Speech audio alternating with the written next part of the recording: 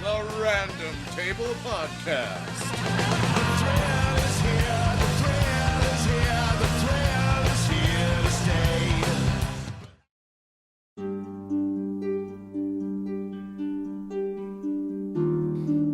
The Random Table Podcast proudly presents Revels Ruin, a homebrew campaign of mirth and mayhem created for use with Fria Ligan's Dragonbane. Starring Lou Gray as Nubs, the gnome fighter. Ryan as Ryder, the human merchant. Joanna Hayden as Loon, the green elf thief. And Caitlin Gray as Vigil, the ogre animist.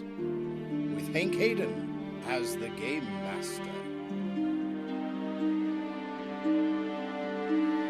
Episode 1. Welcome to Fox Hollow.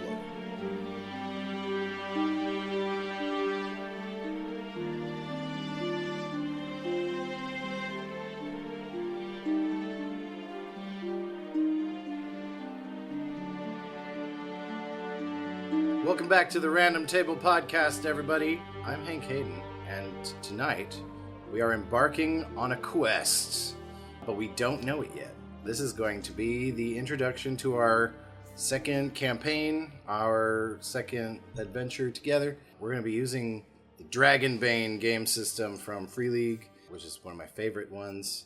I elaborate on that in the cutting room floor stuff. We are going to get to that, eventually. Tonight, I want to introduce these characters to you via drama. So I've got some introductions, and I'm going to call the players in as they show up in the story. And let's get started. Fox Hollow lies nestled between the rolling hills of the southern Henmoors, as if held in the palm of a sleeping giant's hand. The night is quiet, save for the ceaseless bubbling of the creek and occasional rustle of fallen leaves in the nearby woods. A half-moon rests heavily in the dark clouds above, pale light spilling through the cracks in the clouds, letting silver beams fall across thatched rooftops of the village below. The only signs of life are the curling plumes of smoke from the chimneys of the village inn, and a single shop, whose shopkeeper often finds it difficult to sleep at night.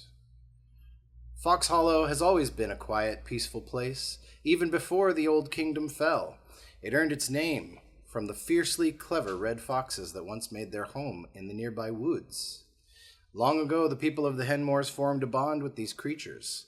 The foxes helped the villagers hunt, taught them to outwit the cruel fae during crossing nights, and acted as swift messengers across the wilderness.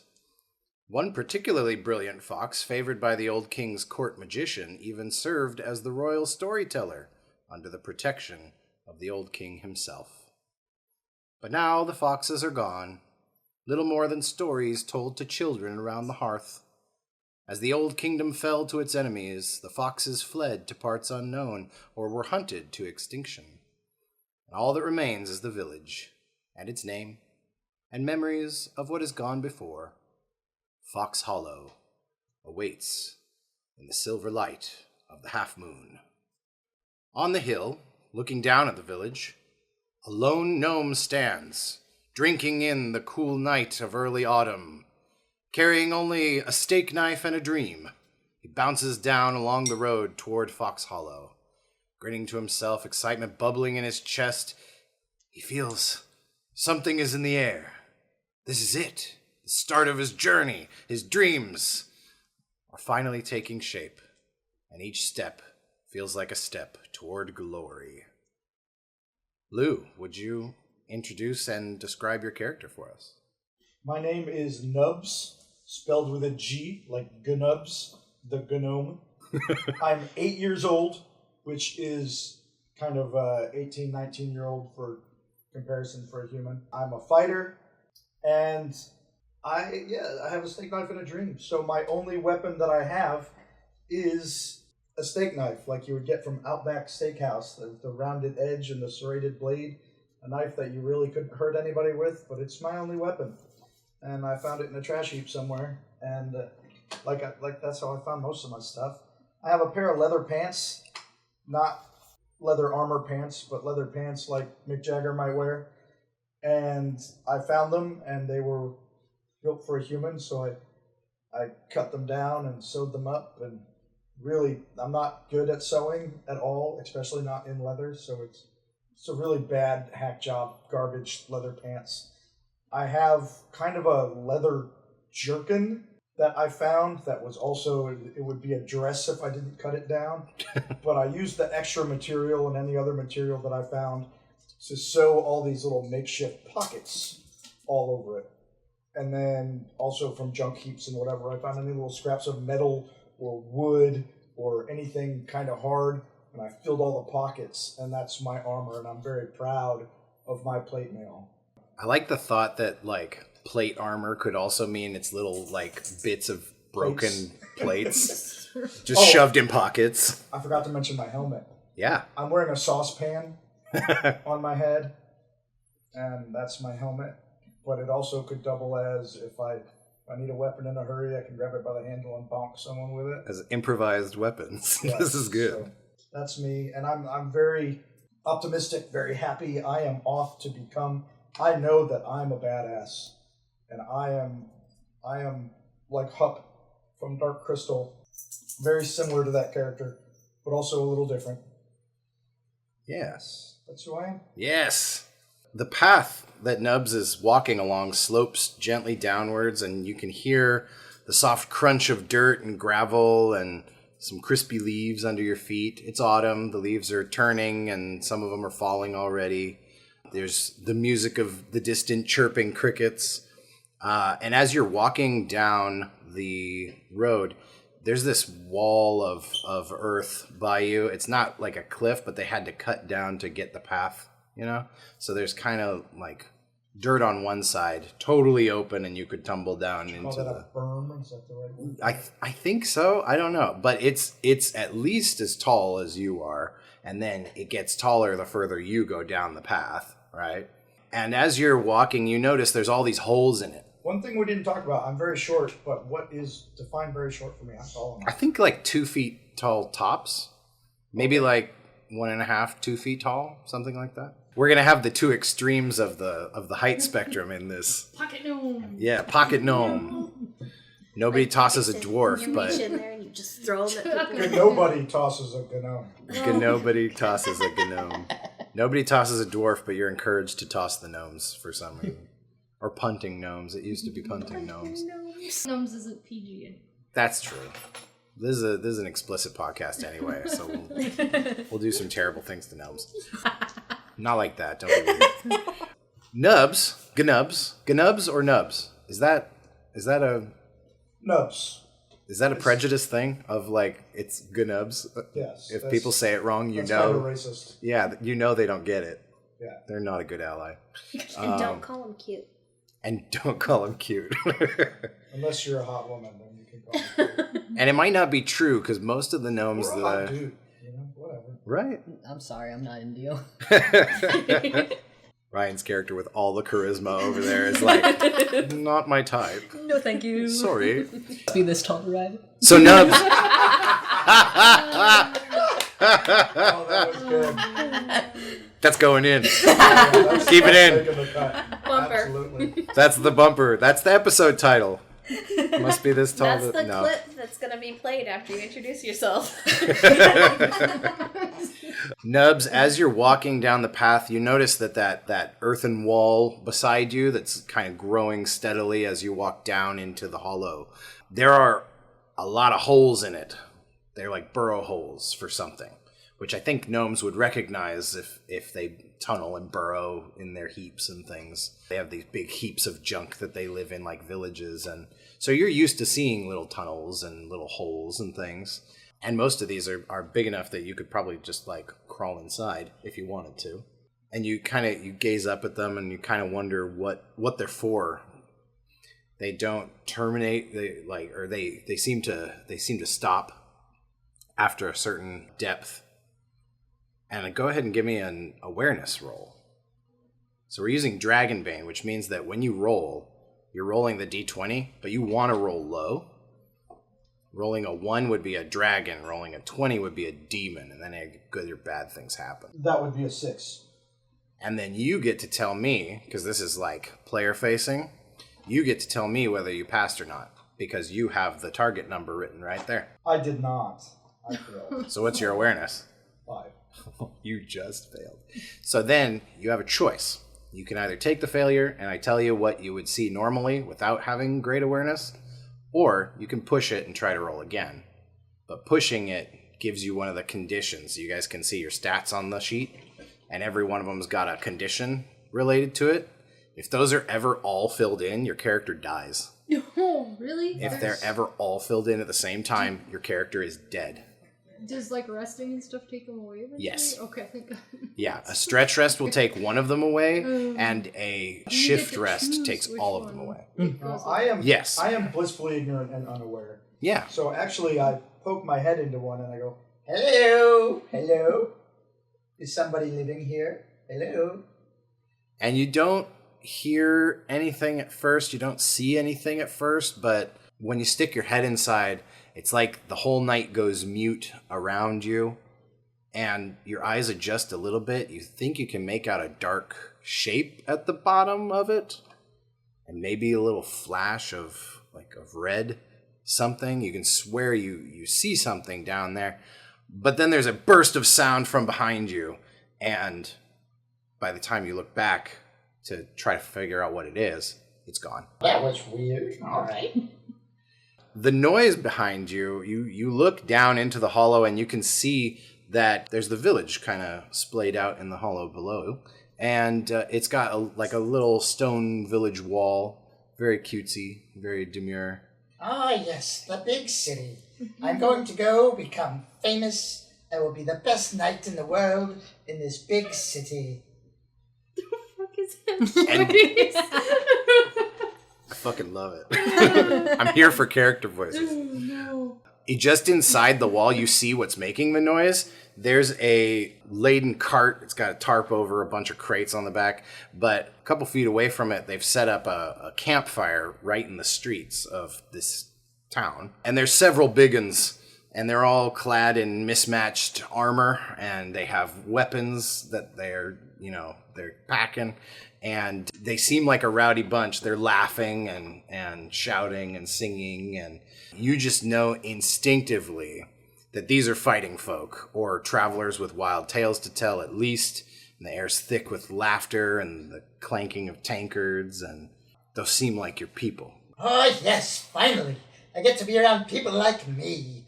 Okay, I'm going to hurry up to get to these people because I'm so excited. You bounce down the hill. You feel something move behind you. What was that? And you turn and you look, but there's nothing there. So it's probably nothing. Besides, your destiny is ahead of you, not behind you, so onward and upward, young gnome. Yes. You bounce down, and as you approach that village wall, there is a gate, and there's an armored guard standing watch, except he's very obviously fallen asleep. It is late at night. So he's standing at his post, at attention. He's got his spear, but his helmet is kind of drooped over his face, and he's... I stand in front of him and kind of wait for him to acknowledge me for a little while. Just standing there, waiting for permission to come into town. So then when it becomes obvious that he's out, he's asleep, and asleep at his post, no less. How does Nubs feel about that? Do you continue on, or do you wake him up, or what do you want to do? Kick him in the shin. Say, hello, fellow warrior. It has been a long day, I am sure, but you cannot be asleep at your post. There is no honor in that. He says, right, sorry, little boy, what did, I am not a little boy. what? I am a man. I am a warrior like you. You're right. You can't be a little boy. You're much too bulbous and ugly for that. What do you want? Why are you waking me up? It's the middle of the night. I seek permission to enter the town. Oh, if you need such a thing, I suppose you have permission to go in the town. I can only make this voice I'm doing because I'm losing my voice. I'm afraid my voice. You in the you've next committed episode, to it now. You're Yeah, I'm screwed. gonna- man. You're gonna have to do struggle. an albino from Princess Bride and just. This is my normal voice. I like the voice. I'm just not sure I'm going to be able to repeat it. It is not sustainable. That's awesome, though. Yeah, so he starts and he seems very perplexed that a gnome is speaking to him in the first place. He says something like to the effect of like, well, we don't have any gnomes around here. Not that much trash to pick up. I should think. Yeah, I suppose if you want to go in the town, no harm in it. Don't loot anything while you're here. Do you have any weapons to check? Why, yes, I have my dagger. And I hold out my Outback, rounded, dull-ass piece of crap steak knife with rust on it. As you hold it up, it kind of glints in the moonlight, and you feel like you're striking a very heroic pose. And he sees a small child-sized gnome holding up a rusty thing, and he's like, "All right, yeah, you go on in. Duly noted. Go on in." Thank you, my good man. Remember to stay vigilant at your post. Yes, of course. Yeah, I will. So I rush in and I go straight to the bonfire. He said something like, "Ruddy gnomes think they own the place." He's gonna fall asleep again. And I ignore him completely. Yeah. And I go run to that bonfire and I'm like, Hello, my fellow warriors. As you say this, Greetings and salutations. you can see the group. This is like the most motley crew of mercenaries imaginable. There is big dude with axe. There is obvious pirate chick. There is the sneaky beakies in their hoods with their knives strapped across their chests and things. And they all stop what they're doing. They all turn to look at you. And one of them steps forward. And he's got a gray tabard on. There's no marks on it to denote that he's got any kind of rank or heraldry or anything like that you've heard about in these stories, because you're very studied of this. You've been obsessed with, heroes and knights and the realm and becoming a big-time fighter. He's got a chainmail vest on, and he has the undercut haircut, short on top, shaved on the sides. And he's got a big curly mustache and a huge, fuck-off broadsword strapped to his back.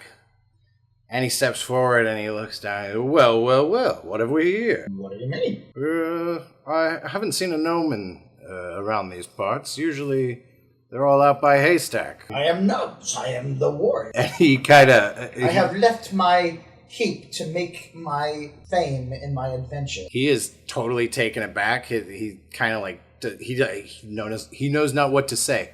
He looks around at the rest of them, and they're all kind of looking at each other. And he says, "All right, Nubs, come and join us by the fire." Thank you, my good man. He says, Of course. Sounds like you're having quite the time. We were, and I'm sure that we shall again. And you're welcome by the fire. Tell us of your heroic exploits. Oh, I am but new to the adventuring. I have not many yet, but I would love to hear your tales of daring do. He kind of motions for all the rest of them to take a seat. They're all staring at you, and you kind of get the idea of they've never seen a gnome as brave as you, and Oh, they are all in awe. Yeah. They have not seen anyone as mighty as I. yeah. And as you say that you want to hear their stories, he kind of looks around and he says, "You want to hear tales of Captain Burrell and his band of boastful brigands?" Oh, yes, please. That sounds like a jolly time. And he leans in very close. He's kind of like a foot away from your face. He leans in very close and he says, "Well, my lad, I think we can accommodate that." Yes! And there's a cheer goes up. Huzzah! Huzzah! And he motions and he's like, "Keister, bring a flagon for my new friend, Nubs." And there's pouring of wine and ale, and they offer you drinks and things. And I don't know. This is a world building thing. There's going to be ongoing world building during this where I'm going to ask you what the answer is. That way it's much more interesting if more people are helping me build this setting up. But what happens when gnomes drink alcohol? We make our own bilge wine, or toilet wine, or prison wine, whatever you would call it. Wherever you happen to be. We have our own really disgusting, but we never let it ferment enough, so it's not very alcoholic. It's, we think it's the strongest drink in the world. Oh, no. And we get buzzed on it pretty easy. But I have never had real alcohol before. We're talking like our strongest bilge wine's like 2% ABV. It's not much. So I've never had real alcohol before. I don't have much of a tolerance. But I have this romantic view of myself as the hardened warrior. And I know that I can drink anyone under the table because in my heap, I am the captain of the bilge wine. I know. You've drank them all under the various tables. So you are handed this wooden, like, iron-bound flagon, like a tankard of... And it's a human-sized one. So but it's human-sized, so it's like half your height worth of drink that's being offered to you. Dip my head into it and drink straight from it. What kind of drink is it? It's ale, so it's not, for humans, it's weak stuff. It's like what you have instead of water, because who trusts the water? But it's a beer, and it's a little dark. I see you have apple cider. And Very tasty. go ahead and give me just a constitution roll. Try to roll under your constitution. Tell me if you get it. 18. Nice. I rolled my constitution. That's right on it. That's good. That's a pass. New dice. No more dice for you. You very ceremoniously take off your saucepan helmet to do this, and everybody kind of like leans in a little closer to see what's going to happen. And you stay with your head in it for way too long, and they're like, we just drowned this gnome. Like, they're looking at each other like, what have we done? I think with 18 constitution, though, and passing this, I think that you do drain it. Like, you drink it all the way down to the bottom. And when Burrell, he looks at you, and then he looks in the bottom of the tankard, and it's empty. And he says, lads. He picks up the tankard, and he upends it, and not a single drop falls from it. And he goes, lads, I think we found a new drinking buddy. And everybody, huzzah! Huzzah! You have been inducted into the Boastful Band of Brigands. Captain Burrell's Boastful Band of Brigands. Oh, Captain, my Captain, may I have some more, please? And there is just like raucous cheering for you, and permitting, if you permit, they will like victory toss you around the group and then begin. Oh, you almost missed me. Okay, put me down now, guys. And the camera pans away from this scene of merriment, and we zoom out to see the whole of the town, and the camera kind of follows that chimney smoke down to Merchant Row, where all of these sleepy shops are. Did you decide on a name for your shop? I never did. Do you have what the sign would look like, or if you'd permit me, I have an idea. It's got to be a mortar and pestle. So it's got a mortar and pestle sign, and then I have an alliterative name for it if you'd like. Go for it. So the camera follows the smoke down to Merchant Row, and we see all the shops are dark, save one, where a warm glow spills from the open window, and the sign outside has a mortar and pestle wood burned into it, along with the words, Ryder's Remedies. Ryder spelled different and distinctly from Ryder the last time, so that we know they're not the same dude.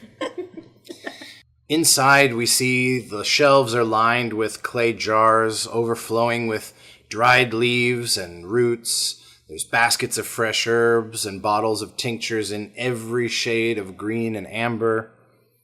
This herbalist shop is a sanctuary of scents, mingling of dried lavender, mint, and sage floating through this warm, cozy atmosphere in the room. And even the rafters are crowded with bundles of hanging plants. And there's a thorny vine, long and creeping, twisting its way around the hearth like an emerald serpent. The proprietor of the establishment sits in one of two cushy armchairs in front of the fire. Ryan, would you introduce your character and describe them for us? Well, my character's name is Ryder. Very different. I know. He inherited his little remedy shop from his grandparents, and he likes to be left alone. What does he look like? What's he wearing? I'd say he's wearing a dark-colored tunic with some padded leggings, and he's not wearing any shoes as of current. Excellent. I'm getting the Hobbit vibe from some of it. He's a buff young man. Thank you very much. Okay. Very lean. So he's built. He's What's not built. He's lean cut. What's your strength? Strength is 9? That's pretty good. That's pretty good. You do all of the heavy lifting for your store. It's only me. That's right. Sitting in the chair opposite you is another shopkeeper, Demi, the potter and owner of the shop across the street from yours. And she's got a mud dust caked apron hanging on a hook beside your door now. She's still dressed in her plain work clothes, and the light from the hearth is casting shadows around the room, but it kind of makes her raven hair shine, and she just had it cut quite short, but she pulls it off somehow. It suits her somehow. And the fire crackles, and Demi smiles as she puts a warm earthenware mug of spiced wine into your hand. She leans back in her chair and starts to rattle off the latest gossip in the town. Says, you know Ulrich, the butcher's boy. He joined the Merchants Guild, packed his things up and left for the city. Fox Hollow's not enough for him anymore. Moved on to bigger and better things, I suppose. Onward and upward, and she takes a drink. Yeah, it seems like a lot of our younger people are leaving now. It's kind of a shame. I like the lad. But I hope nice things happen to him there. Hopefully he doesn't get robbed back there. Yeah, there's bandits and things on the way to Haystack. I don't think it's real safe on the high roads anymore. He's a young man. He'll make it, I guess. I think you're right. And she takes another drink.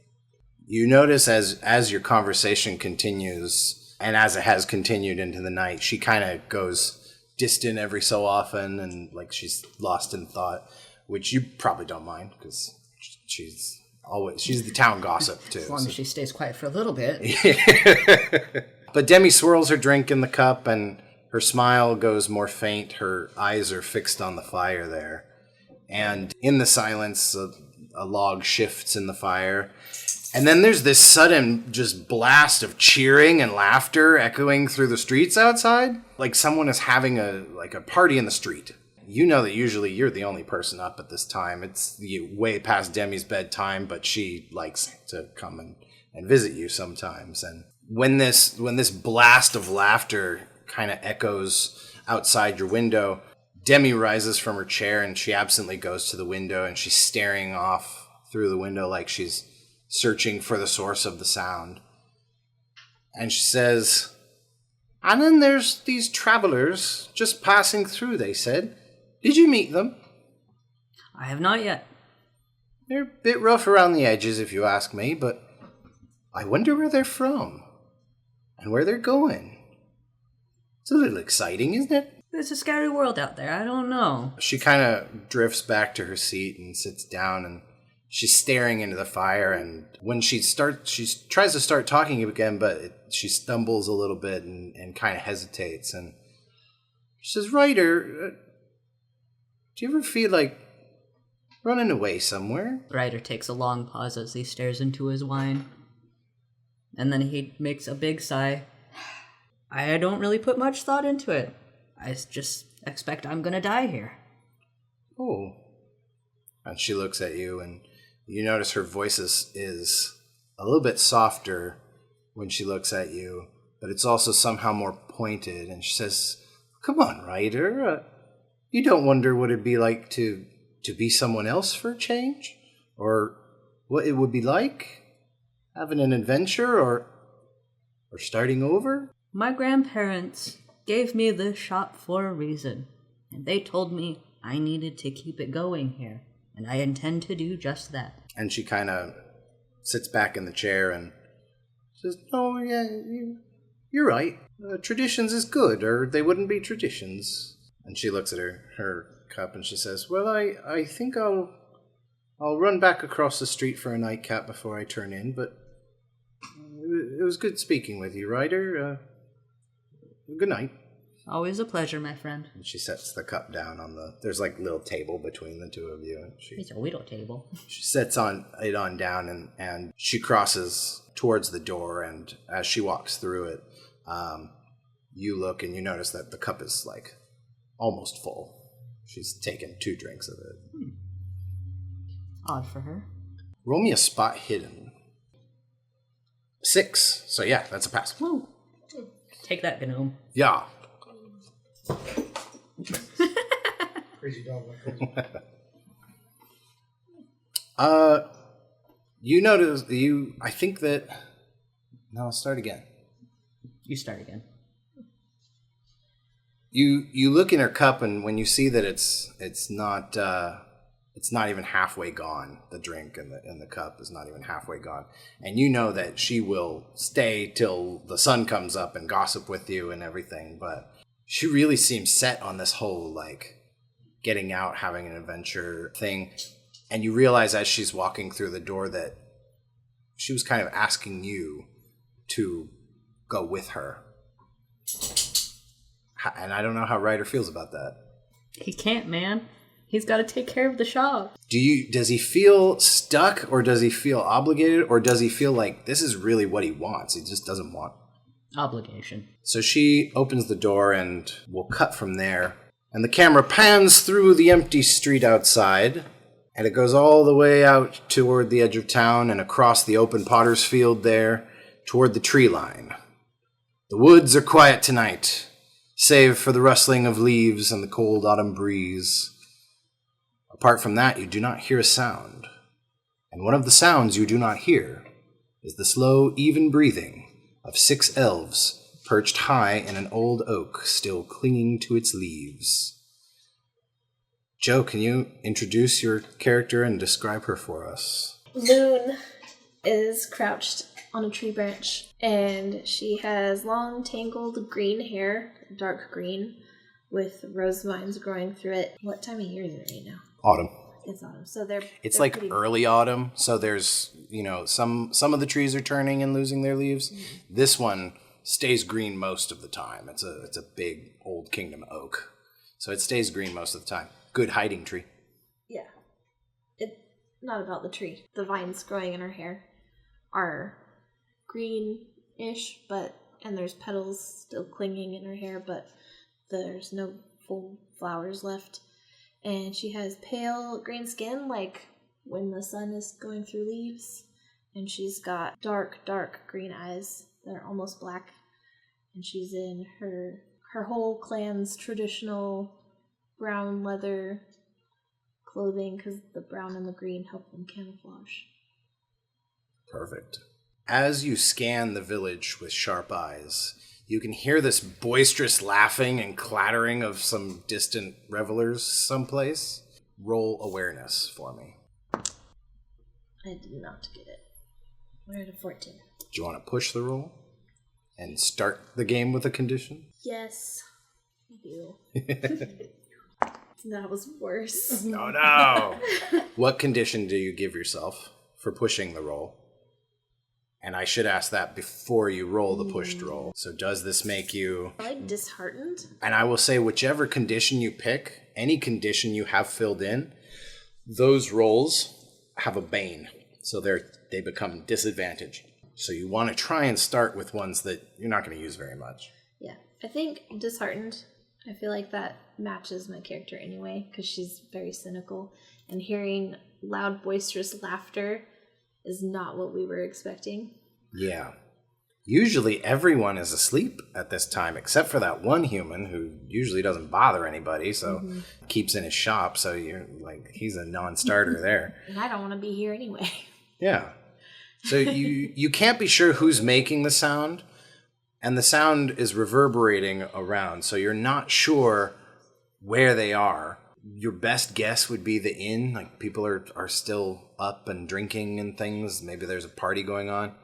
That would be clear on the other side of town from where you need to go. Crouched along the branches on either side of you and above you are the rest of your party, your 3 older cousins, your Uncle Tanager, and directly beside you, your baby cousin Dove. And without disturbing the stealth of your hiding place, an argument is taking place. Quail, your eldest cousin, sits highest in the tree. His green cloak and leathers make him nearly invisible despite the bright moon tonight. His voice is low and laced with that arrogance that's always simmering beneath his words, and you know it's not that he thinks he's a better thief than everyone else. He just knows he's better than most of you. And he says, "I can't stand this place. If Loon and the others hadn't mucked up the ambush, we wouldn't have to go in there. They should have taken the shipment when it passed by the woods. Nobody notices an ambush on the high roads. Now we have to break into some backwater smithy and get Dove scooped on her first night out." Uncle Tanager is sitting on a branch below you. He's got this gray, bushy mane. It was once mostly green, and now the gray is getting a lot more obvious. And he's got this bushy mane of green hair and this huge beard, but they're going gray. He's still a huge elf. He's broad-chested and strong, and he shoots such a look up at Quail. And he says, "It's no use blaming each other, Quail. None of us thought there'd be another shipment. It's been months since any iron came by this way." And Quail interrupts him and says, "Still, it would be easier if we..." And then Uncle Tan snaps, like you know he can do. And he says, "Roots and shoots, boy, will you think a thought? We need that iron for the wards. The stars are moving. The Fae will be crossing soon. Do you want to tell my brother we let the wards fail because the job was too hard?" And Quail turns his face because, of course, he doesn't. What elf would want to disappoint their Tashach? All elves know how cruel the Fae can be, even the younger ones like Quail who were born in this world. Their safety and their freedom in this world depends on the strength of the wards, and the wards depend on you tonight. Loon, roll another awareness as you're scouting. 14. I did not get it again. Did not get it again. This could also be a spot hidden if that would pass your spot hidden. I don't know. All right. So you, Loon, you hear some snickering behind you, and over your shoulder you can see that there's 2 near identical elves sitting on the branch just behind you, and they're passing a parchment back and forth, and they're unable to contain their giggling at whatever is on it. The only way to tell these 2 apart are the plants living and twisting through their tangles of dark green hair. One has these flaring fiddlehead ferns twisting through her hair, and then her twin brother has patches of daisies in full bloom, even though it's very late into the season for them. And then Uncle Tan swings himself up onto the branch right next to you, which is this huge anime-esque movement of him hauling himself up. But he doesn't even disturb a leaf, and he lands on the branch like he weighs nothing. And he wheels on them, and he snatches the page from them. He says, "Scrub, Jay, this is the wrong time for your mischief. Save it for the..." And then he looks at the parchment, and his look kind of shifts. He says, "Where did you get this?" And you see Scrub and Jay both wilt. And I say, "We found it nailed to a tree, da. Swear it. Aye, da, there's loads." Loon, do you want to look at it? Or do you trust Uncle Tanager to just do his thing?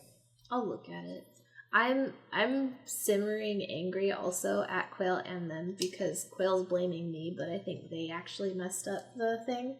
Scrub and Jay? Scrub and Jay Yeah. messed it up, and I'm irritated with them because they're older than me, but they're so immature. Yeah, you're much more professional than they. I think the only ones tonight that are more professional than you are probably Quail and Tanager, but And Quail's that's questionable. arguable. Yeah, that's questionable because his head's not in it tonight. Give me a language roll when you look at the parchment. You can't read human. You don't know Henmoorish and the language that's written on it. But you see the image on it plain enough. There's a picture of these snarling, drooling elves But they're like caricatures of elves. They've got way too long and pointy of ears. They are, they're dressed in leaves, and they look mad. They look like crazy and out for blood. Tanager kind of scolds them and then shoves it in his pocket. Beside you, Dove, your younger cousin, she shifts in her seat, and you can see she looks very nervous, and she's kind of clutching her bow to her chest, and you see her knuckles are white. I nudge her, and I just say, don't be nervous. You've practiced for this for a whole year. Just follow Uncle Tan and everything will be fine. Try a persuasion roll. I got that one. My first, I've got it. The first one of the game. Yeah. So you... It's really hard. Damn. I know, that's like... All these 4s on my screen. Exactly. Yeah. It's like you're going to make it under that percentage when it's impossible. Never tell me the odds. Never tell me the odds. Yeah.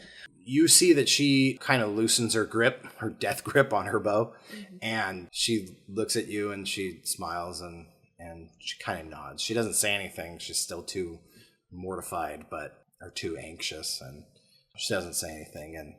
And then Quail kind of jackknifes down through the branches and lands on her other side, and he smiles at you and kind of puts a hand on her shoulder and says, "Loon's right.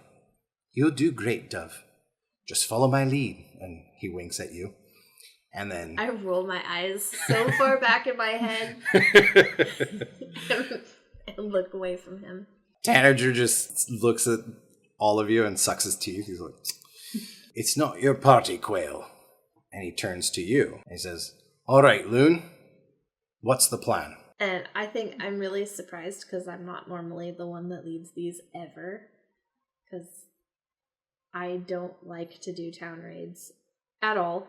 I stick to the highway raids. This is only like my 13th since I came of age. 1 a year. I look at Uncle Tan and I grudgingly look at Quail and I say, I don't know the town. Why am I leading this? Quail knows the town. I'm going to roll for Quail to see how well he actually does know the town. You say that, and his face just falls, and he kind of like, no,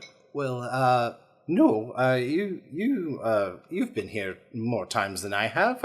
I go to other towns and the like farmsteads and things like that. I don't know. And he just like trips and bumbles over his words, and Scrub and Jay look at each other and like they can't help it. They start laughing out loud at how embarrassed he is, and he gets very flushed. He rolled a demon. So now Scrub and Jay laughing and him being embarrassed, he turns around and he starts, snapping at them a little bit. And you know that this is going to give away your position if it keeps going. You're going to wake somebody up. Yeah, I death glare like I'm the boss death glare at the twins. Because Quill's back's to me, I think. They shut right up for you. they shut right up. Because you're their little cousin, and they're like, oh, she's being serious. I'm their little cousin, but I'm the boss when it comes to the highway raids. So, and they know that they messed up the last one, too. And so I look at Quail and I go, fine, maybe he doesn't, but you do, Uncle Tan. And he says, I know it well enough. If they've brought iron into the town, it'll be in the smithy. We can start there. Do you want to scout ahead and give us the signal when you're ready for us? Sure, where's the smithy? And he kind of points it out. It's dark now, but there's enough light to see by with the moonlight. And he kind of points out where it is. There's a house adjoined to a forge. And you think that you could probably get there pretty easily without being spotted. There's only one guard at the gate, and he's usually asleep. He's useless. Like, he'd let a gnome in without thinking twice about it. I just say right, and I start heading that direction. Give me a sneaking roll with a boon. How's the boon work? It's advantage. You rolled twice and take the better one. I got it. You got it. Yee. Mission Impossible theme starts in the background. No, just kidding. You hop down from the tree. You make not a sound, even though there's branches gathered on the ground and there's the ground clutter everywhere. You can walk right across those dry branches without snapping them. That's how quick you are.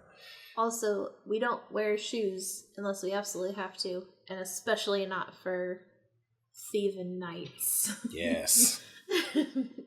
Not on a thieving night.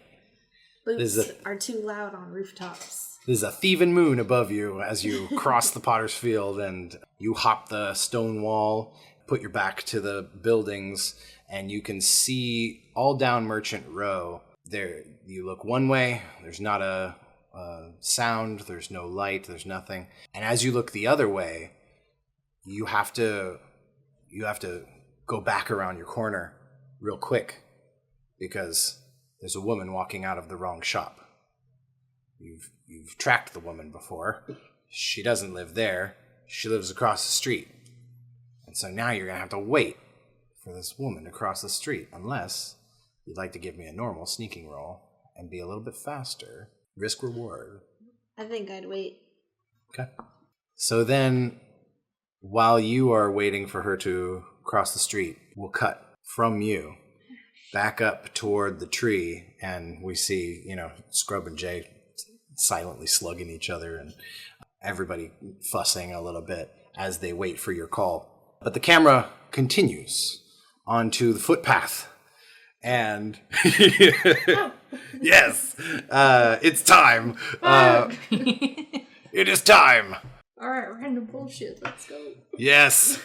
Not far from the tree line, there's a little hunting path that the villagers like to go on to track animals and get firewood and all kinds of, forestry things. But the camera follows that path and then continues. And not very far along that path is the beginning of a festering copse of skeletal trees. This darkened wood buzzes with gnats and crawls with all manner of slimy things to eat them. And the branches of these dead trees creak and bend toward the path, as if listening for approaching footsteps. But the villagers know you'd have to have a few wheels loose on your cart to want to go into the dark wood at night. There's stories of an older witch's hut sitting in the muck. A few of the least fortunate villagers even tell of how they've crossed paths with the witch hut's new occupant, and that not all of them made it back in one piece. The camera floats along the path up a slight rise to this sagging stone cottage, covered in gnarled vines, with a twisted apple tree growing where the roof should be. And there's flashes of green from the hollow window frame as we drift inside. And the interior of the hut seems much warmer than the outside. It's crowded with strange and quiet things. There's a huge black cauldron bubbling gently over the smoldering coals in this neat brick hearth. There are strange plants and fungi growing in the clay pots, and wooden planters haphazardly stacked around, and also in a very on-the-nose decor choice, the boots of Dave Breathes Too Loud Jenkins, who never came home last month. There's clay pots of herbal poultices and dried herbs and powders crowding every available space. The air smells heavily of earth and rain, mingling with something faint, sweet, and vaguely dangerous. At the center of it all is a huge creature hunched and intensely focused on the stone bowl filled with dark soil in front of her. Caitlin, will you introduce and describe your character for us? So, Vigal is a 9-foot-tall, red-tinted skinned ogre. She basically ate enough to be the biggest, baddest ogre in the surrounding area. There aren't many, because we tend to fight over territory. She's a mage who specializes in the animist category, so she's more like a nature-based mage. So she doesn't like people, in her space, obviously, especially not people that breathe too loud. Cue Dave's boots in the corner. Flashback to Dave going, I'm so sorry. They should have known better not to have sent him, but you know. We just needed firewood. So I tend to grow a bunch of miscellaneous herbs, not necessarily anything that is useful, but it just so happens that I'm able to grow them, so I see what I can do with the various herbs. Yeah, do I trade and stuff then? Like, how does that work? Because I think that you could definitely have had some trade opportunity with that one human in the village who really gets it. yeah, like- because there's one that's like not a dick. Yeah. Because most people don't want to be friends with ogres, so they tend to eat people. Let's build a bridge here. Ryan, what do you think about, like, you have gone into the dark wood to get something, maybe? I don't know. I mean, they're not bothering me when I do it. This is like a flashback where you know you're being watched while you're out looking for mushrooms or something. I think I just go into my personality of this might as well be happening. I'm going to continue doing what I do. Yeah, like respectful of maybe harvesting and everything, so which is the complete opposite of most of the humans. He So- watches us breathing. And their breathing is fine. It's not obnoxious. Low volume breathing. It's focused breathing, you know? I mean, why would you be hard breathing when you're harvesting mushrooms? You want them up your nose? Yeah, exactly. That's, you have to be careful or spores will get up in there and you'll get a sinus infection. Those silly humans and their sinus infections. I like that because it could have even been like right when you got here for the first time because you felt that pull to come here.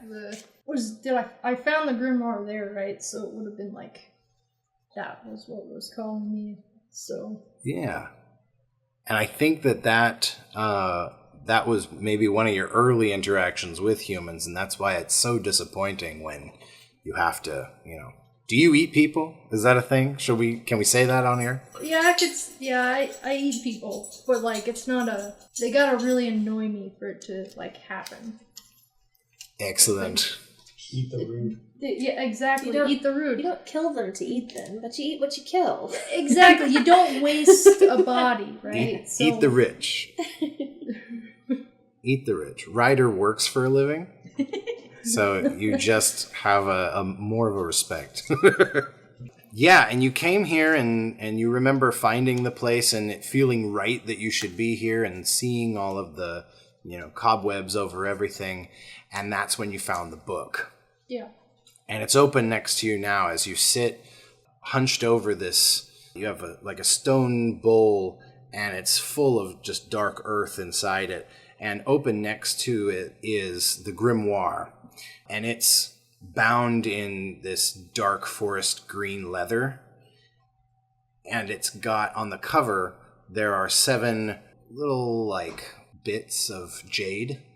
Like little flakes of jade, and they're embedded in the leather on the cover, and it's kind of embossed, and it's a cross on the thing, and you would know, being, you know, you're more than 7 years old, so you would know that this is the constellation of the fairy cross that happens every 7 years.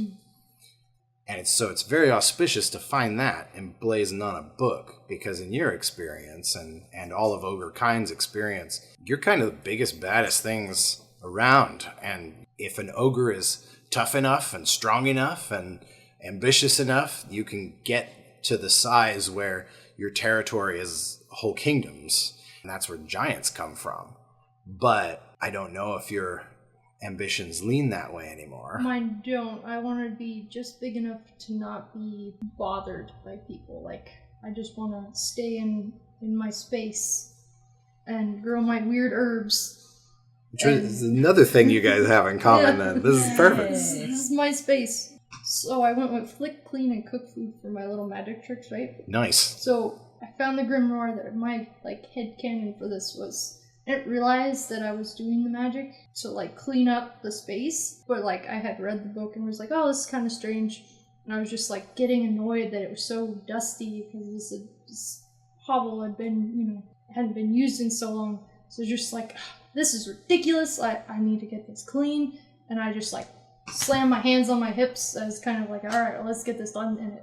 And it magically cleaned itself. Yes. So I was like, that was weird. All right, that's done. And I kind of moved on to the next thing, like not even realizing. Like instantly, like instantaneous. Yeah.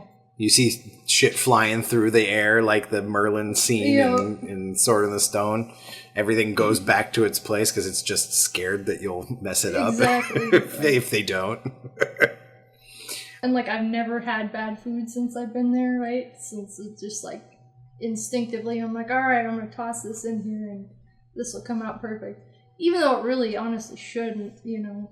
And I think the first time that you touched the book, like, because it was probably the only thing that didn't move when you cleaned up the space. When you touched the book the first time, there was like this electric zap of green energy that into your fingertips from the book.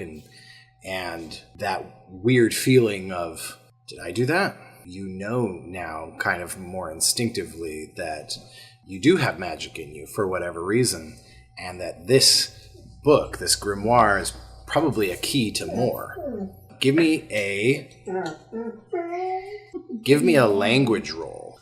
It's a 14. So I made it, right? So it's a 4 minus 14. Nice. Okay, so.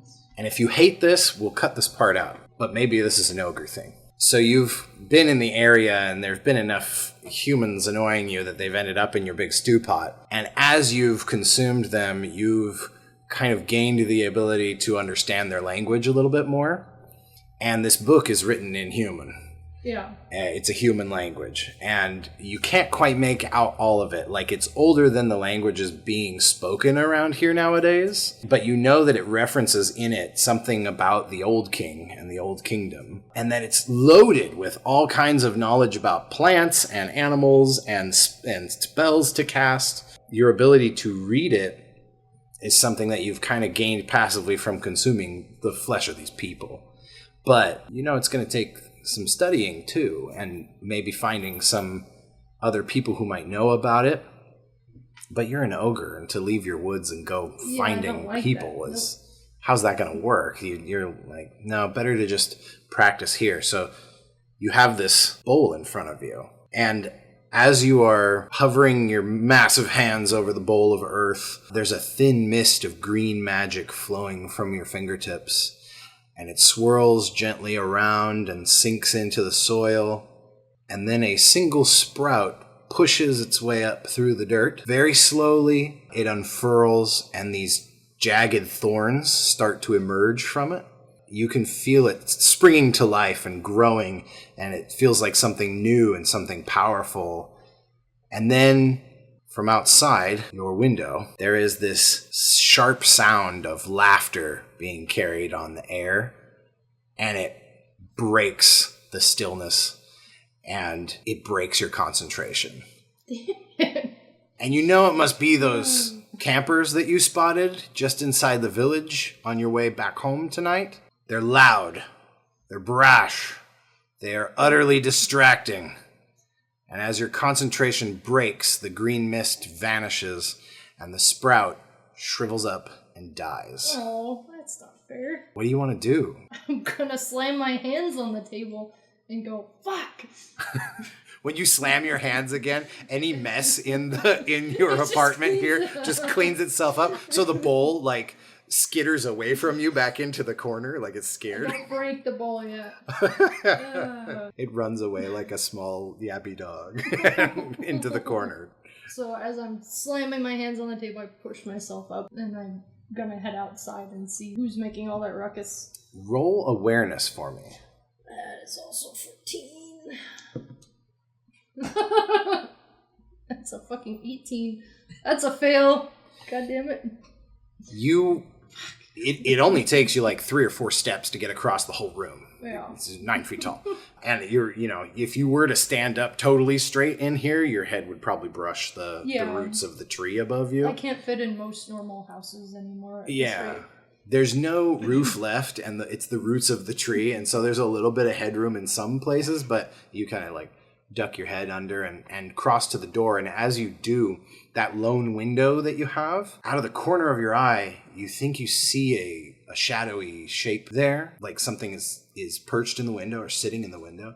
But when you turn to look, it's gone. And you open your door forcefully and look out at the sort of dark waste around you, and all of the little slithering and hopping things eating their flies for the night. They kind of part as you tromp out your front door onto the path towards the town.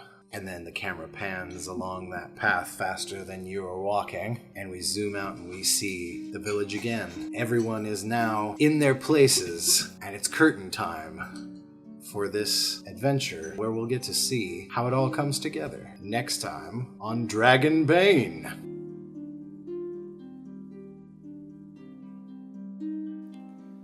Thank you, dear listeners, for joining us in the world of Revels and Ruin.